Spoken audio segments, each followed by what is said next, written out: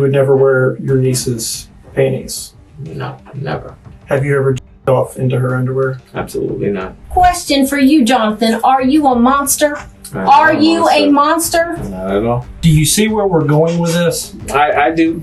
I do. At the end of the day, there is no reason your DNA should be anywhere inside her underwear. Period. This is 33-year-old Jonathan Keyless, and detectives would accuse him of being a monster for committing the most heinous crimes they had ever seen. Jacksonville 911, what's the location of your emergency? Did I come home from high school today? She go to Cherry Park High School. Her phone is going straight to voicemail. Okay. You have no idea what she is. What you just heard was the frantic 911 call her mother made moments after her daughter vanished without a trace on December 19th, 2018. Most of this footage has never been seen before. You know, we literally had her kids for summers. You know, summer at a time, and then, you know, weekends, all of them. And you know, it's just like, if we knew where she was at, we would have been the first ones to grab her. Here lie the dismembered remains of 16-year-old, pregnant Iyana Sawyer. And this is her uncle who put her there. How did a bright young girl who had just walked out of her school that day reach such a nightmarish fate? What you're about to discover will leave you breathless. The viciousness of this crime is beyond anything you could ever imagine. An unthinkably sadistic plot, which we will unravel before you very soon. So you guys, when was the last time you all saw her then? Last time they stayed the night over here, which was before, it was in November. Last week in November, we had all four of them over here. This footage was taken on the day police began their search, with Jonathan Keyless and his wife, Naomi Mobley, present. At first glance, he seems like any other concerned individual in the face of a tragic situation. When Kimberly first reported her daughter missing, the police were quick to label it a case of a teenage runaway. But as the days passed without any sign of Iyana, their concern deepened, and the investigation took a darker turn. Their focus soon shifted to Keyless, a man who claimed to be as distraught as the rest of the family. You'll soon discover that the truth about Keyless and the missing pregnant teen was far more terrifying than anyone could have imagined. It would go down in history as one of the most depraved crimes against a young girl. Jonathan, I met you at your house before we talked detective about it. Yes, sir. I don't know if you've met No, I have not. Detective Miller. Likewise. There's been a lot happened. We need to talk about, okay? Yeah. I want to listen to everything you got to say, but naturally I'm going to have questions. Can't really ask those questions unless I go through your rights. And this is a way to protect you, okay? Yes, sir. So I want to hear everything you got to say, but I'm going to read your rights first, okay? Okay. Now, Keyless finds himself in the interrogation room as the detective begins to uncover a trail that leads straight to him. But what exactly could have happened on that fateful day? As the investigation intensifies, the shocking truth is about to come to light. One of the things that we're investigating, is with your niece, Yes. Samaya. Right. Oh, Samaya. Yes. Okay. So, what can you tell me about Samaya? Like, why do you think you would be here because of Samaya? I've been accused many times by the older siblings, the sisters and stuff, that I've been inappropriate with Iyana and Maya. And how would they think what would they think is inappropriate? Well, let's say this: the first time that it was brought to anybody's attention, they didn't hear it directly from them. I heard it from like a sister, Margie, and she mentioned that that they think that I was the reason that Iyana was turned out because she got caught in, having sex with a guy that was over 21 across the street. So, but prior to this, we've had complications in the family. they will pick on my wife. My wife has a little bit of she needs medication to kind of stay level. Okay. But once my wife was almost having to get admitted into the hospital, I had it with them. I'm telling you, I could be under a truck, fixing on a truck, and I'll drop what I'm doing to come and help them move or wherever the case may be. So with seeing my wife deteriorating the way she was, I couldn't deal with it no more. So I sent the mass text out to every last one of the sisters and said, listen, you guys got my wife. You have been picking on my wife all this year time. I've been staying out of it because this is a sister matter type of deal. I can't do it no more. I'm done with it. I don't want to hear none of your drama. You leave your stuff out there on the side of the road, wherever you're going to be. You know what I'm saying? I don't want to, I'm not going to come and help you. I'm not going to do nothing. You've just been nothing but drama in my life and in my wife's life. I'm keeping my distance from you guys. From that point on, this is about, I'm horrible with dates. I'm horrible with times. I want to say about a year, maybe a little bit more than a year ago. Okay. And, from that point on, it's been just rocky roads with me and the sisters. Jametta started. I think Jonathan has been inappropriate with Maya and Iyana. Mm-hmm. Now they question them girls separately, together, and it's been he's never been inappropriate with me. And it's I don't have nothing to hide. I got kids older than them. Jonathan was an uncle to the Sawyer siblings by marriage, a man who claimed to love them as if they were his own children. But behind this facade of a caring family member lurked his evil motives. This same uncle preyed on the very children he was supposed to protect.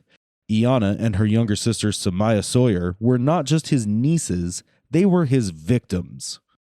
However, not everyone was fooled by Jonathan's act. Their aunt, Jametta, harbored her own suspicions. She was the first to point the finger of doubt at him, sensing something was terribly wrong beneath the surface. Kim, the mother, she says, listen, I never thought that way, but, and it kind of got brushed under the tables. I still didn't talk to Tweedledee and Tweedledum, which is Jametta and Paul. I didn't talk to them no more. And are they the older ones? Those are the older ones, okay. Correct. I didn't talk to them anymore because those are the ones that started with the nonsense. And after they got, I guess, the girls' side, and even Maya, they were, she would text me, she'd say, I wish they would stop asking these questions. This is just getting ridiculous. They treat you so wrong and all that their stuff. Once that passed and that blew over, everything was good. They're staying the night, weeks on end at the house. We're going fishing together. We're doing pretty much everything. Right. And then from that point, and this was this past year. This was 2018. 18, maybe 17 into 18. Okay. Then after that, Iyana got caught with, I guess she was late picking up her brother, and her brother squilled on her or whatnot and stated that she was with some boy or whatnot. They went through her phone, found out that she was having a sexual relationship with a boy that she said that was 17, and turned out that he was 21 across the street. And then that turned into, the reason Iyana was doing that was because I had to turn her out, whatnot. So when you say turned her out, I'm sorry. Meaning that I had to introduce her to sex. So you had full sex with her, is what they're saying. Pretty much that I had initiated her learning about sex, and this is the reason why she was running around. Yeah. And then after that situation happened, Kim also was like, well, the first time she says, nope, our relationship was just gotten better. I'm not trying to ruin that because, we always help Kim, because she has 4 children. Mm-hmm. She's like almost on a minimum wage salary. Her lights always getting cut off. We always help them feed the kids, take them when she needed a break and stuff like that. Mm-hmm. So she supposedly was on the wall with it, like, oh, whoa, hold on.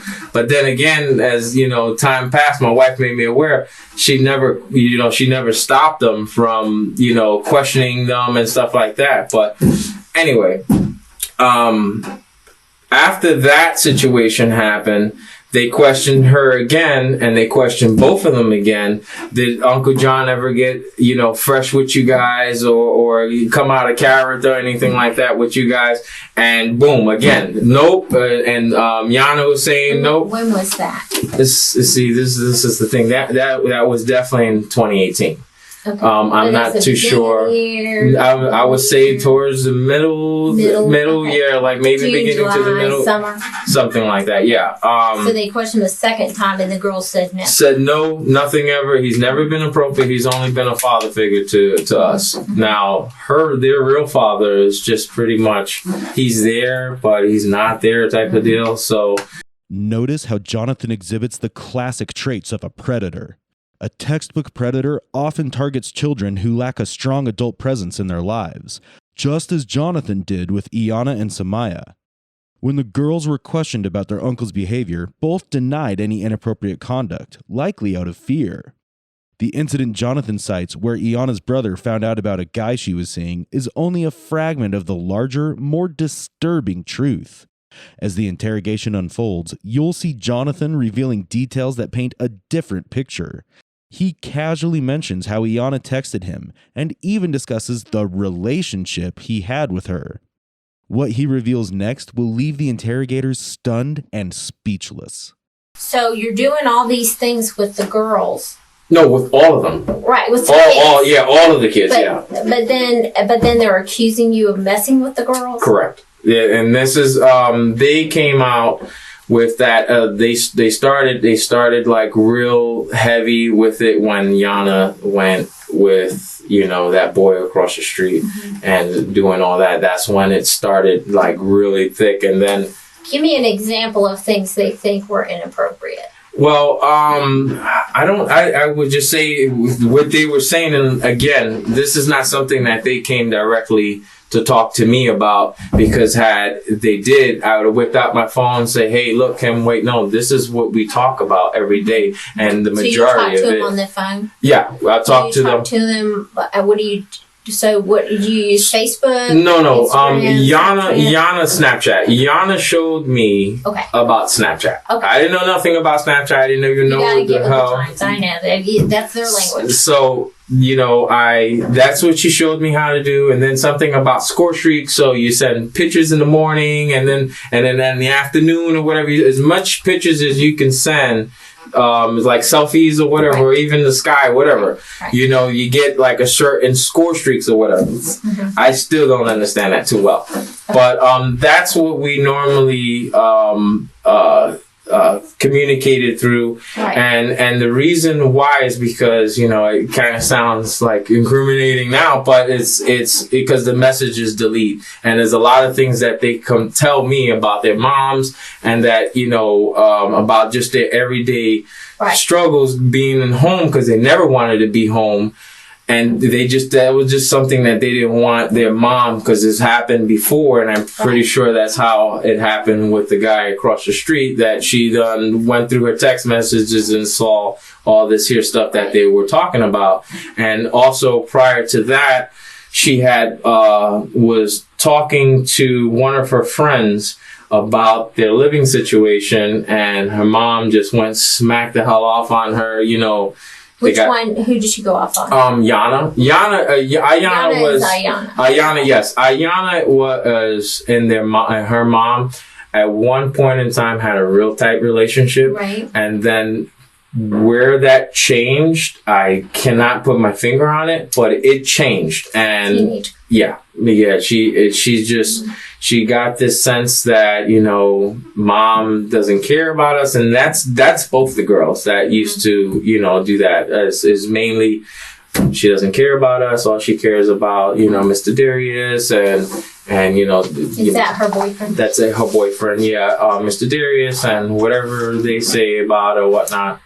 Yeah. So the ants are accusing you of this kind of stuff, and you're telling me that Iyana and Samaya, correct, said no. Correct. That's right. It said nope. That never happened. That he's never been inappropriate with me or anything like that. This troubling detail is a glaring red flag. Why is a 33-year-old man engaging with a 16-year-old on Snapchat where messages get deleted after a certain time frame? And why is this their sole means of communication? What kinds of pictures and messages are they exchanging in secret? In the next clip, the detective drops a bombshell that will make Jonathan's blood run cold. They've uncovered the horrifying secret he's been desperately trying to hide. Okay, and then, so let me tell you how I got involved with this case, because if that were the case, I wouldn't be involved. Absolutely. Right, because that sounds like a non-starter. Right? Correct. So I get involved with the case when they're doing a missing persons report, right, for Iyana, is it? Iyana. And so while doing that, they were looking on her computer. Correct. And so they're finding stuff on the computer that she's authoring that's implying a sexual relationship with you. Almost like a love affair. Well, I also read the same thing because Margie took a picture of it and sent it to my wife, and this was so the first time I did. Okay. And this was the first time that we were introduced to the police. They came to the house. This is after she ran away. Okay. And they came to the house searching for her and through our house. Right. So yes, I also read it, and it was a character what do you make named of that? Jose. This blew my mind all the way around because it's a lot of stuff in that thing we actually did talk about, about her sister having relations with her boyfriend and stuff like that. So there's a lot of stuff that is there that makes sense, and then there's other stuff that is like, wait a minute, that doesn't make sense at all. This is not something that we've ever talked about. Right. But some of it almost it's pertaining to your house or your home, and so because there was like 4 pages. I only saw the right. I think 2 or whatever. But in Reflect, right? So, but Samaya is also mentioned in there as well. Correct. So that's how I met with Samaya. So, what do you think Samaya would tell me if I asked her about those 4 pages? Well, for what I was made aware of, Samaya was agreeing that the Jose character was me. Correct. And she's mentioned that was me, and like I explained to my wife, and I also got a text message from, I'm thinking it was Samaya, but my niece doesn't talk like that through the text message. Like I mentioned to the person that whoever was text messaging me, I said, Maya, what the hell, pretty much what's going on? Because at first, I have a daughter named Maya. At first, she, and the message started like, are you mad at me? This is something Adobe phone. I don't know. I don't know what the hell that meant. It's like an Adobe phone. I still got a text message in my phone. And it mentioned, she says, I don't have, are you mad at me? And then I says, hey baby, how you doing? This, how's your summer vacation? Your Christmas vacation and stuff like that. Why would I be mad at you? And then she put, because I told, and I'm like, hold on. Who is this? Is this my daughter or this is my niece? Right. And she mentioned this is my niece. This is your niece Maya. And I said, hold on, baby. I can't talk to you. You got these people thinking that I'm some monster. I'm a monster over here.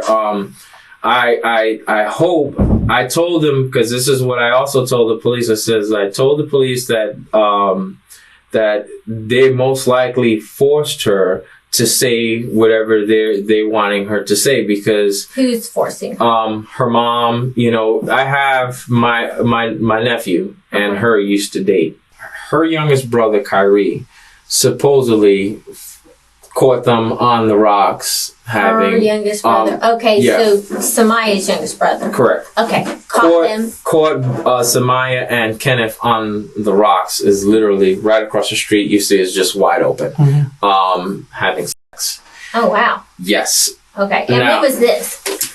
This was, I want to say, you can't quote me on it. I'll say maybe a few months ago. It wasn't. Okay. It's just It's fairly 2018. 18. Fairly Okay. fresh. And Later part of the year. correct. Okay. So, everything boiled over. I called Kenneth. I says, "Hey, Kenneth, you know, my sister-in-law is like screaming at my wife right now about you two having any relations on the rocks." Right. And he says, "No, that never happened. What are you talking about?" Then I hear my wife. I told my wife. I says, "He's denying it, you know," and my wife was like, "Samaya just admitted to it." Now, comes to find out, I just spoke to my grandmother today, or if not yesterday. She told me the story, and also my aunt also said the same thing too. And that's just kind of scary. She said Samaya came one day to school, and because he doesn't go to the same school, but he transfers buses there at the sometimes same they school. meet at a bus place and go to another school. She met up with him. Her face was super swollen, like as she got beat up, and she gave him a letter. And the letter pretty much was, "I'm sorry, my mom forced me to, you know, admit that I had sex with you. I know it never happened." And She said it didn't happen. It never happened. And this is like, it was like, okay, mind blowing, you know. Right. And also there was another time that Samaya told me this about her cousin, which was Elijah. Elijah. Supposedly he was molesting her since about 5 to 7 years old until about 2000 and beginning of 2018. So I know about Elijah because that case was handled with us. Correct. After Iyana went missing, her mother, Kimberly, scoured the computer for clues to aid in her search. There, she found a 4-page letter written by Iyana. In the letter, Iyana mentioned a man named Jose, who, as Kimberly later discovered, is actually Jonathan Keyless. It wasn't until Kimberly questioned her younger daughter, Samaya, about this Jose that the unsettling connection began to emerge. Fearing Jonathan's reaction, Samaya texted him to ask if he was angry. When Jonathan learned about the letter and the unfolding revelations, he scrambled to make up a story to support his version of events and deflect suspicion. Jonathan tries to discredit Samaya by labeling her as an attention seeker, despite her genuine fears and concerns. In 2017, when the siblings moved into the Keyless household to help care for their newborn cousin, Naya, Jonathan had suffered a broken femur, and his wife, Naomi, was seriously ill. With both adults incapacitated, Iyana stepped in to babysit Naya. What started as a supportive gesture under difficult circumstances would soon turn into a deeply unsettling story.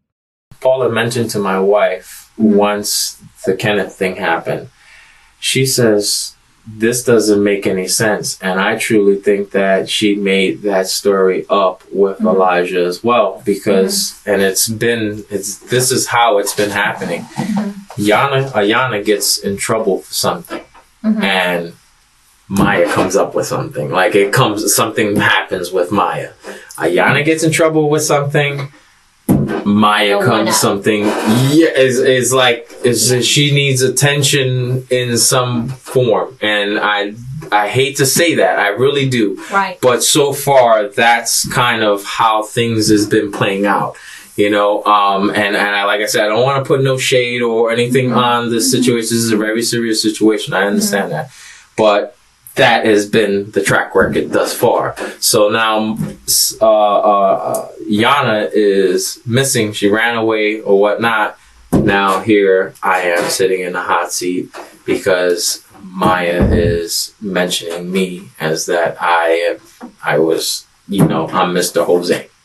Okay. You know, so. Do you know who she ran away with? I don't. Now, my wife asked me, when was the last time we had conversations with Iyana? And I think she gave you a date. And this is I guess, yeah. So, you know, that's the only time I've known her to leave. And this is because we heard it through, the sisters, that she didn't show up after school or whatnot. And that's what it's been. I've been expecting Iyana to call me, text me, anything, Snapchat me, smoke signal. How often do you usually speak with the girls? The girls I speak with Maya and Iyana just almost about every day. We speak. Yeah, just about every day. We spoke. What's your Snapchat name? My name. Yeah, we speak just about all the time. And Jonathan Jonathan J. Quillers, I think it is. And we speak all the time. Now, like I mentioned before, they weren't happy. We even was setting up for them to live with us. Mm-hmm. They were actually entertaining the dining room. We were going to close it off, put a TV in, try to get mom to be okay with it. And her only objectives was, I'm claiming taxes on them, type of deal. Mm-hmm. So it's been a pattern that just keeps on going with Kim. I'm not saying that she's a bad mother. She's very young. You know what I'm saying? I'm just saying that these girls need attention, and the attention wasn't there. So we were just trying to pull them into our life, to kind of keep them with us and have them, You know why Samaya would tell me that you had sex with her? I have no idea. No. You don't? No. Okay.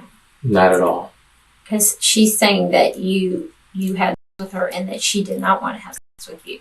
That is absolutely absurd. No. Okay.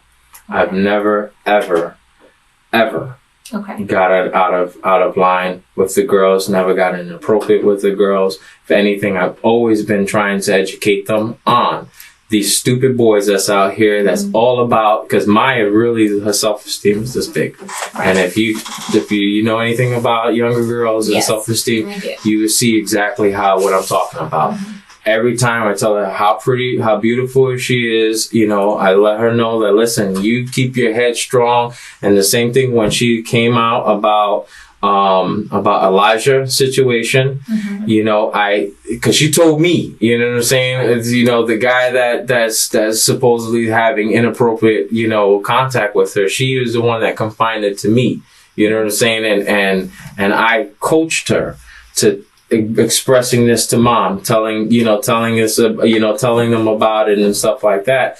And, I only have ever just been, you need to keep your head up. You're straight A student. You're gorgeous. You don't need to settle for, nonsense. Mm-hmm. And that's all it's been. I've never, ever, ever got out of line with this girl. Ever. With Naomi ill and preoccupied, Jonathan found himself unchecked and free to indulge in his horrendous acts. He began grooming the sisters, manipulating them into believing that his twisted affection was genuine love.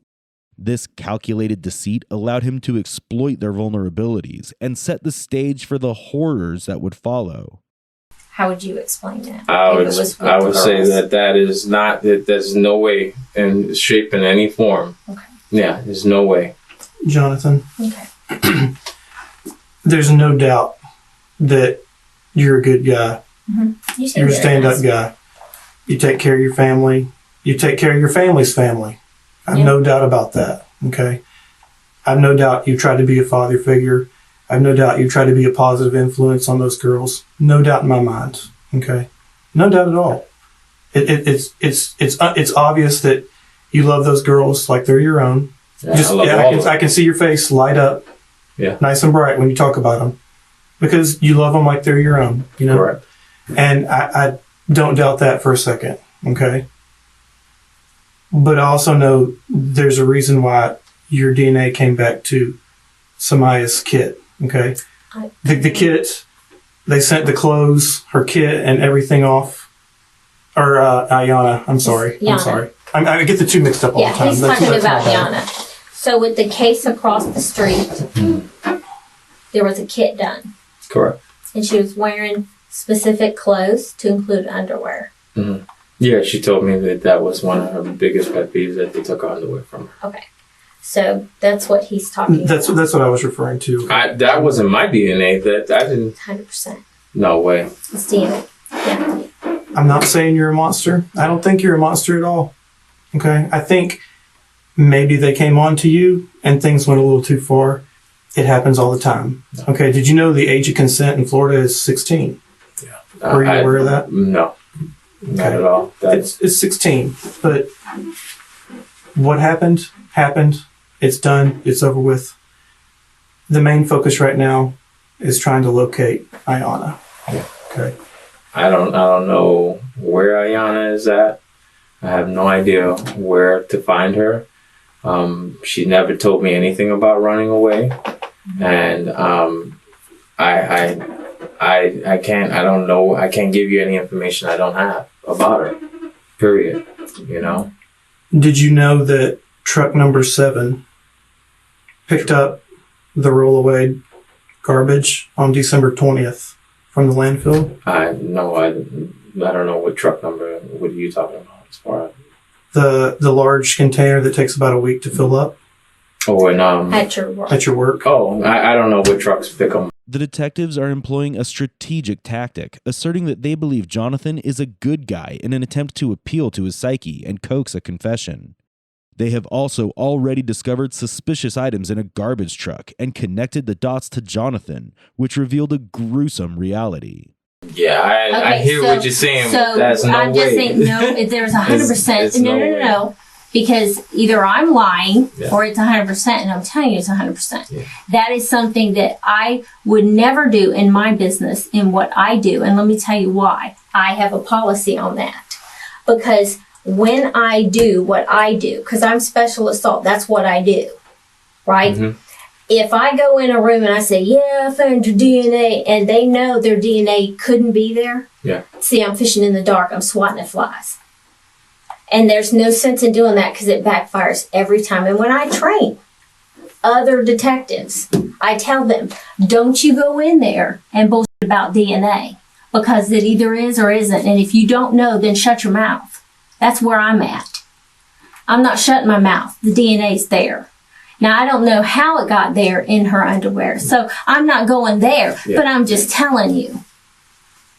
There'd be no other reason for her DNA to be there, right? But that's neither here nor there as to what we're talking about, because whatever's in her underwear isn't going to bring closure to her family, now is it? So I'm willing to shelf that for now. We'll shelf that one. But understand, say what you want about Kim, she's devastated because the child she birthed from her womb is missing, and her soul is dying, and her children cry, and I can't tell you how much we've put up with the crying. It's overwhelming them. They deserve better. They deserve better. Naomi deserves better. Your family deserves better. You were raised to be a quality person. And that I am. And they deserve to know the truth. Yeah. I'm laying it all out for you. I'm laying it all out for you guys. I mean, you say you got DNA on me. I mean, I'm not trying to insult you. Listen, that has nothing or anything to do. like That has nothing You're to do with. implying about a dumpster or whatnot at the job as if I had something to do with Iyana's disappearance, and this is what you guys are pushing towards me. You know, but you're not saying it. I mean, you're kind of beating around the bush with it. Just tell me what you guys are implying. You're implying that I had something to do with Iyana's disappearance, and then and possibly being a dumpster. Is that where this is going right now? We believe you're responsible for her disappearance. Yes. Okay. And listen, there's a lot of things that can overwhelm people. You get backed in a corner. You get overwhelmed. Overwhelmed. You're hitting me at every angle. Your wife's on bed rest. Is she on bed rest? Correct. That is a very, very tense time. It's not the first time. Yeah, but it's a tense time. Yeah. Right? It's not a relaxing day at the house every day. Because it's stressful for her every day. Because you want to do stuff and you can't. My wife and I we have no issues whatsoever. Mm-hmm. My wife and I have no problems. I mean, in the first year of our marriage, it's been hectic. Mm-hmm. But other than that, we've been two peas in a pie. So you can't bring my wife into any of this thing that maybe this is the reason why I can possibly be the reason why Iyana is disappearing, as you just say. Mm-hmm. Truthfully. How many months is your wife pregnant? My wife is about to give birth. Right. Yeah. And how far along was Iyana? I don't know. The last 5 going on 6 the last we checked, 5 months or something like that. That's stressful. Yeah. I mean, for whom though? It's stressful. That would be stressful. Yeah. For both of them at the same time.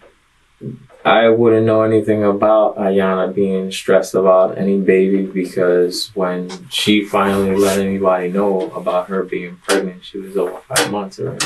Mm-hmm. Yeah, I didn't know. That was just as shocked as her mother. And you read the diary?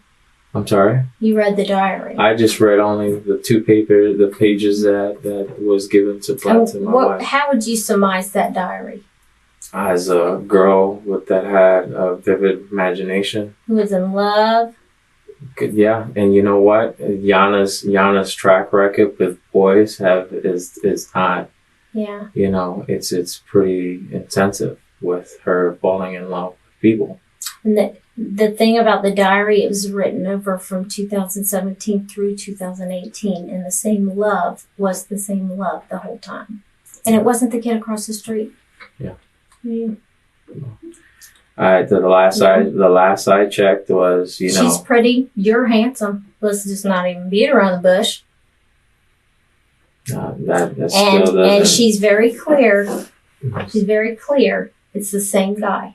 And this is a diary that she goes back to over periods of time. Still talking about the same guy. So for a fantasy, it's a fantasy she's been repeating for over a year. And guess who's the topic of her fantasy? Jose, you. No. Yeah. I'm sorry. 100%. No. Because I also talked to Samaya.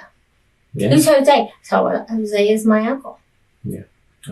Like I said, it's not. I won't be surprised if they forced her to say that. No, she didn't force when I was talking to her. Yeah, I'm pretty sure. When I made everybody leave, like we had a conversation. Yeah. That doesn't. She doesn't. Samaya is a quiet person. But this is crazy, dude. Is not. Wow. She is not as quiet as she is. She's a very dominant person, which is unusual. She has like a quiet power. Mm-hmm. And I don't think you can get somebody to do crap if you don't want her to. In a startling revelation, it's disclosed that Iyana was 5 months pregnant when she disappeared. Her letter, dating from 2017 to 2018, spoke of being madly in love with Jose. Given the context and the true identity of Jose, it becomes chillingly clear who the father of her child is. I think that whole line, pleaser attitude, that's her manipulating. It's been proven that she's easily manipulated by her mother. Yeah, she didn't strike me as manipulated. And I know she told her, one thing I know is that she told her mom one story, but when I had her, we had another understanding. Cut the crap. And then she laid some stuff out with me that would just embarrass the hell out of her. Like stuff you don't want to say about yourself that she admitted to me that we're not complimenting to her. Right? But her mom wasn't in the room, so I let her do that. I gave her respect. But she said things that weren't nice about herself. And that's when you know someone's being genuine. Because they cut the shit and they just say it like it is. Right? Because it is what it is. Sometimes you just got to put it on the table. It's like ripping a Band-Aid off or jumping in a cold pool. You just got to go for it or you'll be tiptoeing all day long. And we can tiptoe, Jonathan, all day long. It's nothing to tiptoe about. I don't want to tiptoe. And I'm telling you right now, she said things that we're not complimenting. I understand that. And she was very descriptive and very clear. And we discussed the diary, and she was clear about the diary. And she said, Iyana's a jealous girl. She is jealous. Who was she jealous of? And she was real clear. She was jealous of you. I mean, one word from you, one Snapchat from you, and she's in a tailspin. And that's, you know what? As a female, I can tell you, that's what first loves do. They're your most deep love of all. I can tell you about my first love many, many, many, many years ago. Now, it wasn't the love of my life. It was my first love, the most intense. That's when you're like crazy. Crazy love. You do anything for them. If they say hop in the car, you hop in the car. If they want to take you for a ride, you just go. If you want to just quit school and go live in New York, well, you'll just go do it because you're crazy in love and you're not even thinking rational. You know, it's like watching someone play house. Really. Now, I say that as an older woman, but I got to tell you, when I was her age, it would have made perfect sense.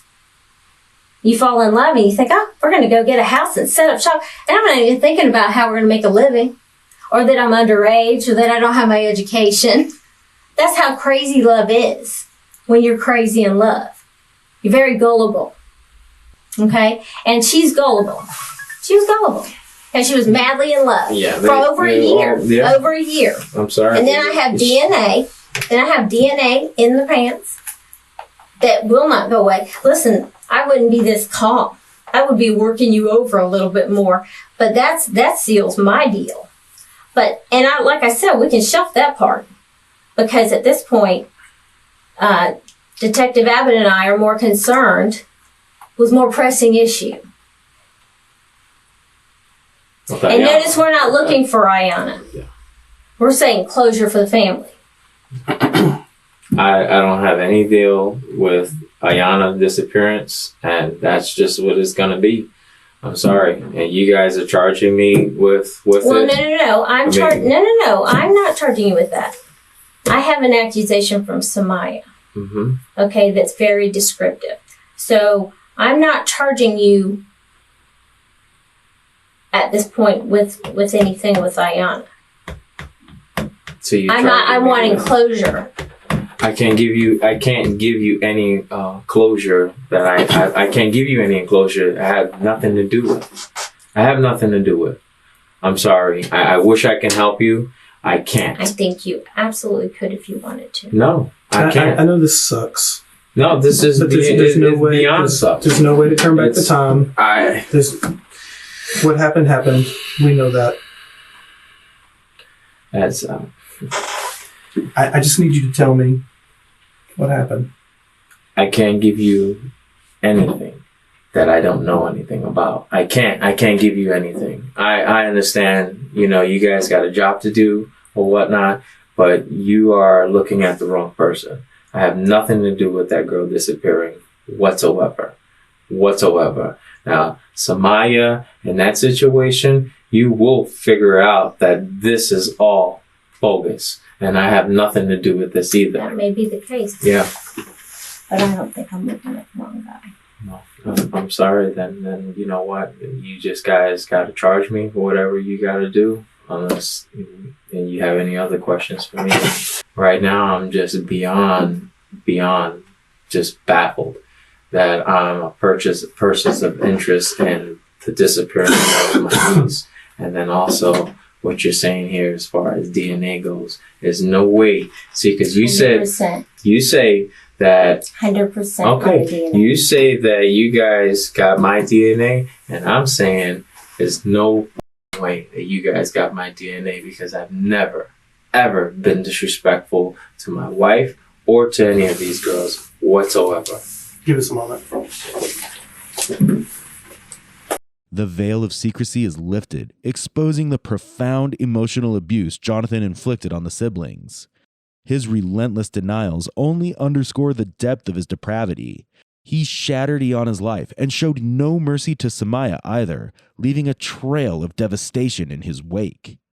And now, as he maintains his facade of innocence, claiming everyone else is mistaken, the sheer audacity of his deceit becomes almost unbearable. The anguish and betrayal felt by those he harmed is impossible to ignore. But wait, the story is still incomplete. The next revelation is so disturbing, it will stick with the investigators for the rest of their careers. That's her. That's Iyana. Right? So, I know I am real close with my siblings. I have a brother, constant pain in my butt. But to this day, I just love him. Do you have siblings? I have my brother. And are you twin? No. Oh, is he older or younger? Older. He's older? You guys get along? For the most part, yeah. Our relationship has never been, But down and down, y'all love each other. You got each other back? I guess. Yeah, because I know if something happened to me, my brother would go straight redneck right behind me and showing his butt. Correct. I count on it, right? But we don't always see eye to eye either. So, can you tell me why the brother that has your back would make a phone call and tell us in such great detail,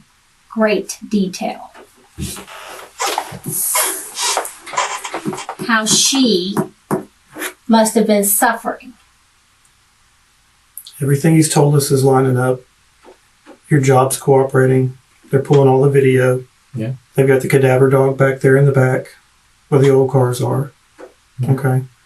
We tracked down the dumpster who picked it up, confirmed that it was picked up on the same day, just like you told them. What? Like I told who? My brother? Your brother? Mm-hmm. No. How would someone in New York know all these things? Me and my brother talk a lot. Yeah. Threw a phone right. off the bridge. Yeah. How would he know so many details? And honey, he's in another state. Yeah. He's describing your workplace. He's like laying it out. I've been on video chat with him. Why would he do that though? Video chat's not going to cover all that. You know that. No. Video chat. I've been on video chat, and he knows my workplace because I stay. No. Besides that, he is so detailed. I don't know what he have told you. He told us. He told us the truth. No. He told us you tried choking her. No. Listen to me. Look at me, hon. It's a very personal thing. Yeah. To choke someone, and he said that it was making you sick. No. And it was making you sick, looking at her face, probably listening to her. She was probably begging you, gurgling. Panicked. I'm so sorry, guys. And he said that you got really upset, and then you ended up shooting her. No. I don't know why your brother would say all that. I mean, is he as imaginative as Samaya? No. Do you know what I mean? My brother, he sent me a message stating that he was gonna go so over he told to the you. police. Oh yeah, absolutely. He said he sent me a message today that he was gonna go to the police. Why would he do that? He's your brother, and you love each other. Why? What would even make him want to do that? Yeah. Look, my brother Joe, I don't know what the hell is going on with him, but he loves you. I assume he does. I mean, he does. Yeah. Go ahead and talk. My brother, when Iyana first went missing or whatnot, he asked me. He's like, "Yo, where is Iyana?" And I was literally crying. I spoke to my pastor prior to him talking to me. I was already crying, and I got people over at the job knows that I was all messed up, crying and doing all that there stuff. And he was like, what's going on?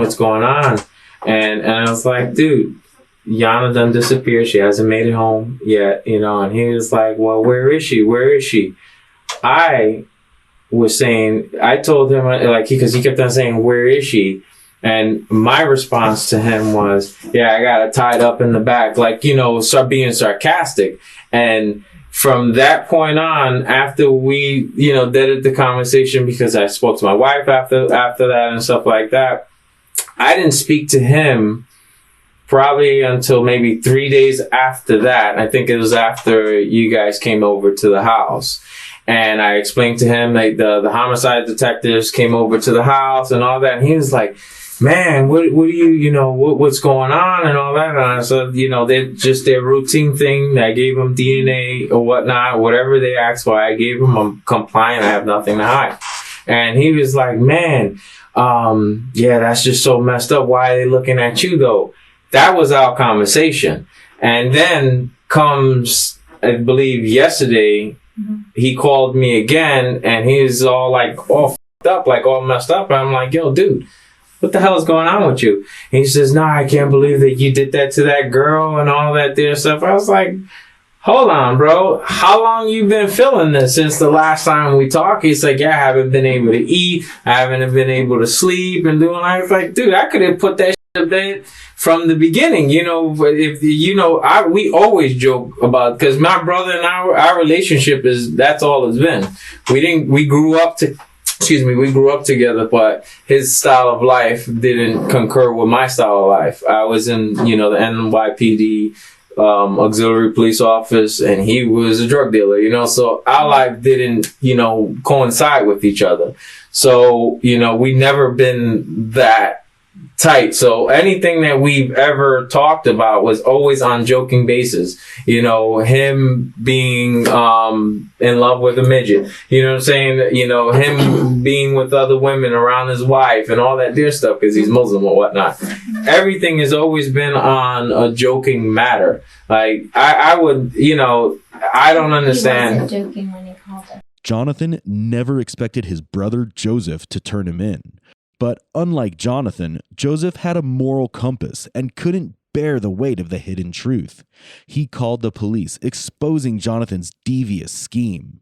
When Iyana revealed her pregnancy, Jonathan saw his carefully crafted lies collapsing and devised a deadly plan. Pretending to run away together, he lured her to his workplace, where his true intentions emerged. After a failed attempt to choke her, he coldly shot her in the chest. Jonathan might have gotten away with his crime if it weren't for a single mistake: confessing to his brother. We know. It's over. This is done. This is totally over. No way this could happen. This happens every day.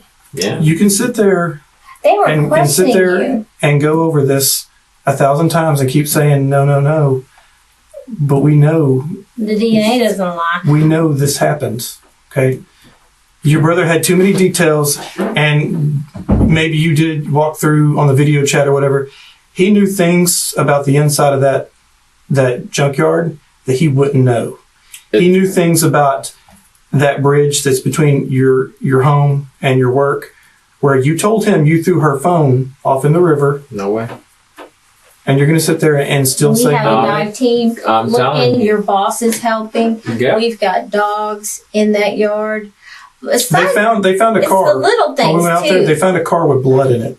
No way. Listen. There's no way, man. I'm telling you. You guys, Jonathan, there's no way. Jonathan. This is your time to get it right. The devil is in the details. But let me tell you this, even. Just the little things throughout. Like, your name didn't come out of a hat. We're not picking on you. When they questioned you, and they were talking to you at your home. What time? Homicide. Okay. You mentioned to them that she had 38 pair of underwear. No, my wife mentioned that. Huh? She said she took her prized possession, all her Victoria's Secret underwear, and you said 38 pair. Yeah, no. Well, I was giving. I don't know exact pairs of underwear as well, but I was just saying. That's what I'm saying. Really, that's what she held like to her highest standard was her underwear. Everybody, yes, she does. I'm sorry, that's BS. We asked her, and she didn't even know why we were asking. She's like, yeah, she's got those underwear, but I don't know how many she has. I asked Samaya off the cuff, yeah, how many underwear your sister? She started laughing, and she said, well, no. Like, why would I know? But you threw out a number, and you know, it's so funny, because sometimes when people are hiding something, because they're desperate, they will hide it. But their body always tattletales on them. They give off things that they didn't mean to give off. And I can see her sharing with you. To hide. I can see her sharing with you. My wife little bags that packed. set the numbers of underwears that she has. Because my wife knows. Someone picked her up from school and someone took her to where you work. I'm sorry. Don't be sorry. I'm sorry that you guys are thinking that this is the situation now, because I spoke to my brother, And I know what he was telling you guys and all that. Detail. Yeah. And I'm like, I keep on saying, I'm sorry. From you. He did not get his details from me. No, he because did. He did not. No, I talked to him today. Good. I'm glad you did. My brother, I mean, if that's what you're going to got, if you guys got to go off of, I mean, it's are confirming everything he told us. Okay. Then I don't know. This is your chance. This is your chance, man. I mean, come on. Seriously. This is your chance to do the right thing. Was so in love with you. No. So in love with you. Not with me. She was. And she definitely had a pair of underwear on with your guy swimming in it. No. Yes. That's 100% science. That's science you can't argue with. No. And that's from a long time ago. So this isn't even something that was recent. And I can see her being 5 months pregnant when your wife, who is a very dominant person, because you said yourself she's a blunt, pull no punches woman. Right. And I got to tell you as a woman, if I'm on bed rest with your baby, I don't want to find out that my niece is also with your baby. And when we have little play dates, and we have well, seriously, I'm being very serious. You're correct on that. Yeah. Okay, so we'll agree on that. That's a non-starter. And when you say, "Well, I don't have any pressure," listen, you did. I did not. I don't have Twin any birthdays. pressure at all. Listen, not even birthdays. Just the same thing. How do you even have Christmas? How do you have any holidays? Because the little baby Iyana would have had was looking a lot like the one you just had. Right? And that's evident from her diary, her 4-page diary, where she goes into great detail about how much she's in love with you. And on top of all of that, we have the DNA. Then we don't even know your brother. He found us. Are you kidding? He's calling us with details. You tried to choke her, and she wasn't dying right, and it was making you sick. Looking at her. That is crazy. Well, that's something no one asked for. Hell, I didn't even know you had a brother. He enlightened us. DNA is science. We can, that's given. She's speaking from the dead. She's speaking from the dead. 4 pages at different times of her love, professing her love, and how she wants to run away. How y'all are going to just be that little family that I talked about. How when you're so in love, you just are gullible and you do whatever someone says. And if they say, hey, pack a couple bags, meet me on the edge of your school property, we're going to run away together. Oh, I believe she did it. I certainly do. I believe she did it, and I believe it's just a matter of time. And the question is, you talked about Samaya making you out to be a monster. Question for you, Jonathan. Are you a monster? Are you a monster? Not at all. Look at her face. I could look at her face. They need closure. I'm not a monster. I had nothing to do with her disappearance. I had nothing to do with her disappearance at all. So the whole family's off. Samaya's a liar. Your brother who loves you is just crazy. Right? Everyone's just circling Jonathan. The last I spoke with my brother, he was all bent out of shape, and he was just like, yeah, I can't believe, I'm disappointed in you and all that there stuff. And I'm like, hold on, bro. You got this all twisted. I didn't do nothing. I have no idea what the hell happened with this young lady, any of that. So then how did he have all those details? I don't know how he had all those details. I'm sorry. I don't know how he had any of those details. You told him. No. You know you did. I did not. Even after learning that his brother has confessed everything to the police, Jonathan stubbornly refuses to utter a word. In a foolish display, he continues to act confident, thinking he can outwit detectives and the truth and get what he wants. This is my partner, Detective Guthrie. We're almost done. All right, just bear with me. I just want to run through this timeline one more time, just so I can make sure I've got all my facts straight. Okay, because I talked to you, I took some notes, but I don't want to inaccurately document this. Okay, we've looked up everything. Yeah. Okay, we've done our research. It's when I say we turned over every stone, we have turned over every stone. And we wouldn't call you in here, and we wouldn't talk to you, and we wouldn't give you the benefit of the doubt to tell us the truth if we hadn't turned over every stone. We're not fucking around. We're not lying to you. This isn't TV. We don't make shit up. Okay? Tell us. Tell us. I don't have anything to tell you guys. I don't have anything to tell you guys. I know, like I told you guys before, I know you guys got a job to do. And I understand. I understand my situation is looking crazy. I get that. But, like, when your facts come back, all of it is going to point in different ways. It's not going to point to me. Which facts? Who do you think it's going to point to? I have no idea. I'm talking about what we have at hand. You guys are homicide detectives. We're talking about my niece being gone. That has nothing to do with me at all. I think it has everything to do with you. Slowly but surely, every fact has come back to you. When we came out to your house on the 30th, we asked you for DNA because we wanted to test it against that kit she had in March. Okay, those things take forever to test. We put a rush on it. Okay? We tested it against yours. And the dude across the street. Came back to both of you. His and yours. There's no way, man. I'm telling you. There's no way. I'm not bullshitting you, man. I feel kind of bullshitted, bro, because there is no way that DNA would come back to me. Period. How did it get there? I have no idea. Did you? I have no idea at all. I've never had any sexual contact with any of these girls. I never got ever inappropriate with them. And I mean, it's one time that I call Samaya a hoe. It was like, whatever, and that was it. And she flipped the hell out. That was the only time that I've ever called any of them out of their name, let alone be inappropriate with them. So when I'm telling you, you saying the DNA came back with me and him, that is just way hell no. I'm going to ask you a few. Criminals like Jonathan often find themselves torn between the weight of their guilt and the fear of facing justice.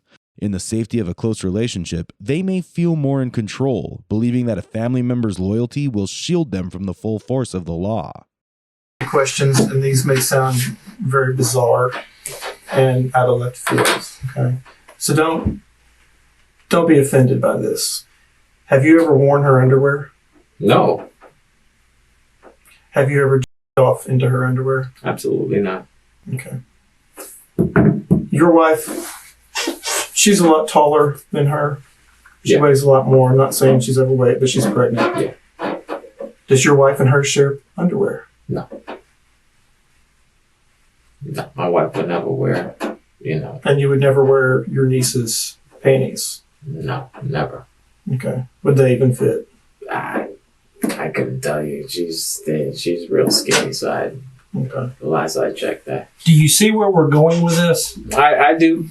I do. At the end of the day, there is no reason your DNA, you're the only person that can have your DNA. There's no reason your DNA should be anywhere inside her underwear. Period. Do you know what dropout is? No. It's where you have semen inside a woman's vagina and gravity kind of drops out. Sometimes even if you use a condom, you take it off and it still comes in there, okay? Sometimes it's on your fingers, but it's called dropout. Ends of the underwear. It's there. Yeah, I get it, but it's not mine, man. It is yours. That's the problem. The reality is the fact that you're going to deny it. At the end because of the day. it's the truth. It's not the truth. Yeah, man. So you and it's not even just regular DNA. It's not like I just touched him and my DNA's on there. It is DNA from you that's on her underwear. And you just told me there's no possible way, with the questions he asked you, that your DNA should be inside of her underwear. Period. 100%. 100%. Well, guess what it is? And I'm serious, honest to God. God is my witness. I will come in here, put a Bible on this table, and put my hand and swear. The fact is, your DNA is inside her underwear. This is your opportunity to get on the front side of this as opposed to the back side of this. Explain what went wrong. Explain what happened, and we can work through it. Dude, I have nothing to explain. There's nothing that went wrong. It's nothing that done went wrong. And out of the blue, your brother's just going to call us up and tell us his story. What the f is going on with my brother, dude? I don't. And I don't. Well, we're going through and we're checking off boxes. All right. DNA. Check. Got it. Confirms what we didn't know, but it confirms it. All right. I'm done with it. Let's go. Huh? So you guys charging me? No, you're getting charged for the case. What case is that? A sex case. We'll let you know in just a second. Jonathan, is there anything else you'd like to say? There's nothing else I'd like to say. Okay. All right. Because I just want to give you every opportunity. If you don't have anything else you want to share or come clean with, then at this point I'm going to place you under arrest for sexual battery. It's a first-degree felony, and it is in regards to Iyana Sawyer. Okay? So if you'll stand up and turn around and face the wall, place your hands behind your back. That's okay. Face to face. Put them like they're praying. Yeah, like you're praying. just like that. Until the very end of the interrogation, Jonathan steadfastly refuses to confess. But let's revisit how Jonathan planned to dispose of the body. Reports suggest he might have dismembered Iyana's remains, chopping her into pieces and dumping them in a landfill. The police couldn't find Iyana's body, only discovering a bag containing some of her belongings, including her Victoria's Secret underwear and what was believed to be her DNA. In a further disturbing development, the 9mm handgun used in the crime was later found in Jonathan's truck. Alongside the gun were more Victoria's Secret underwear and bloodstains, tying him even more closely to the brutal act. Now we turn to the court trial, where the testimonies are truly heart-wrenching. Prepare to hear accounts that reveal the deep emotional scars left by Jonathan's horrific actions. These statements bring the raw pain and anguish of the victims' families into stark focus, offering a glimpse into the devastating impact of his crimes. Did you learn that the relationship between IS and the defendant was not an appropriate one? Yes, ma'am. And would IS confide things into you? Yes, ma'am. In fact, did you observe things inappropriate between IS and the defendant? Yes, ma'am. Were those observations made at the defendant's home? Yes, ma'am. Now, we just talked about the fact that you would see your sister when your aunt was not home, sleep in the bed with the defendant. Now, did you also observe other inappropriate things that the defendant did with your sister from your own eyes? Yes, ma'am. We'll talk about the couch situation last, but tell me about first what you observed through this time frame. Yes, ma'am. He would grope her in various areas, or like kiss her neck or her lips in like an inappropriate way. So you would see the defendant kiss her lips, being her mouth. Yes. And kiss her neck. Yes. And then you say grope her. Yes. Everyone has a different definition, so what does that mean to you? To touch inappropriately or in a sexual manner. And when you say touch, would that be on IS? Correct. Would that be the defendant touching IS? Yes, ma'am. And where would he touch IS? We know obviously the mouth. Yeah. You've told me about the mouth. You told me about the neck. Her butt, her waist, her chest. Now, was there a time frame that you saw anything else inappropriate between your sister and the defendant? Yes. Can you please tell us what happened?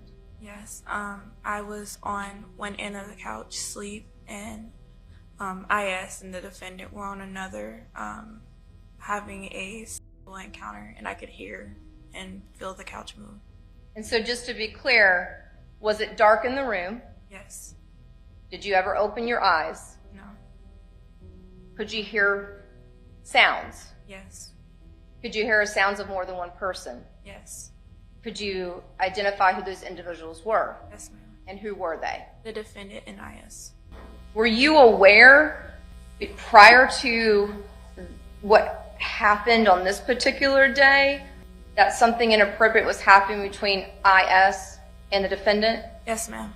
Did the defendant ever tell you why he liked to talk to you and IS by Snapchat? The message is erased. In fact, did the defendant tell you to not save your messages? Yes, ma'am. And did your sister tell you who was the father of the baby? Yes. Who?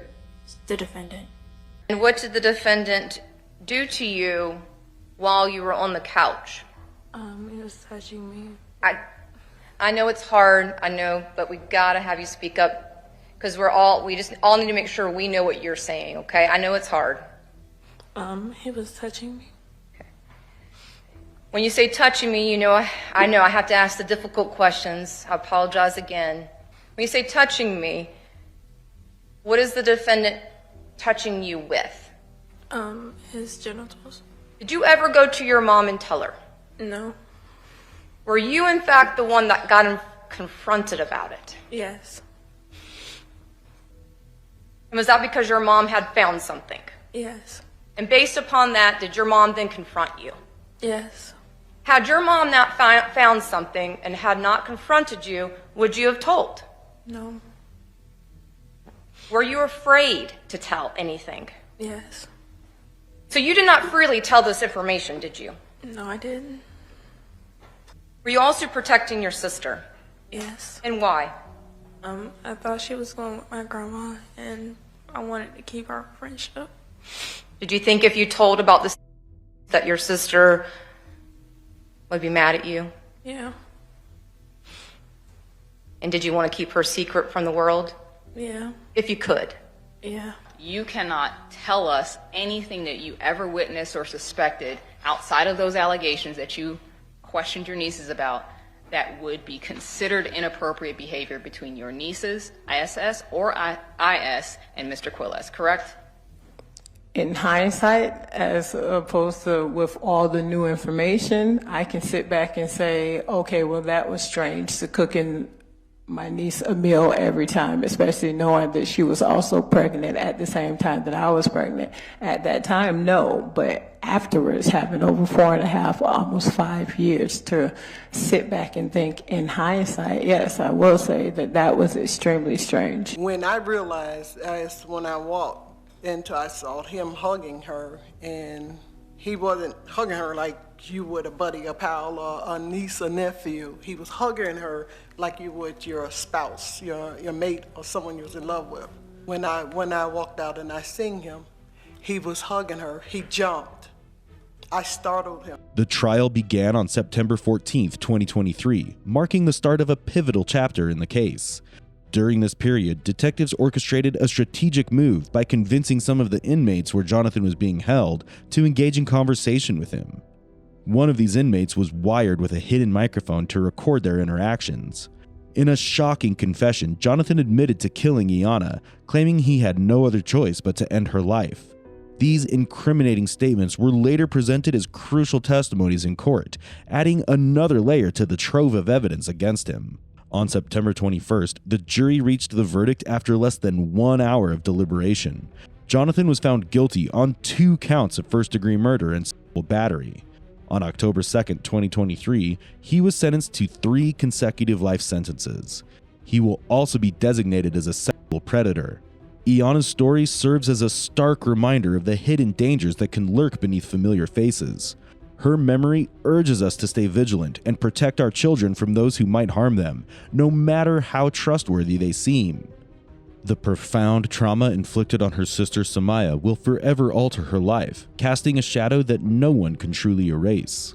As we close this chapter, we remember Iyana Sawyer, a young life cut tragically short. Her story leaves us all with heart-wrenching questions. If Iyana's mother had discovered Jonathan's twisted plans and prevented her from going to his house, might Iyana have pursued her dreams of becoming a lawyer or a doctor? Imagine the future that could have been, one filled with hope, achievement, and a life lived to its fullest. Instead, we are left to mourn the potential lost. And then there's Samaya, whose life will be forever tainted by the trauma she endured. The shadows of this nightmare will follow her, casting a long and painful shadow over her future. Let us know in the comments section below how you feel about this tragic story, and if there are any other cases you'd like us to cover. For more gripping content like this, remember to like, share, and subscribe to our channel, Real Crime Psychology.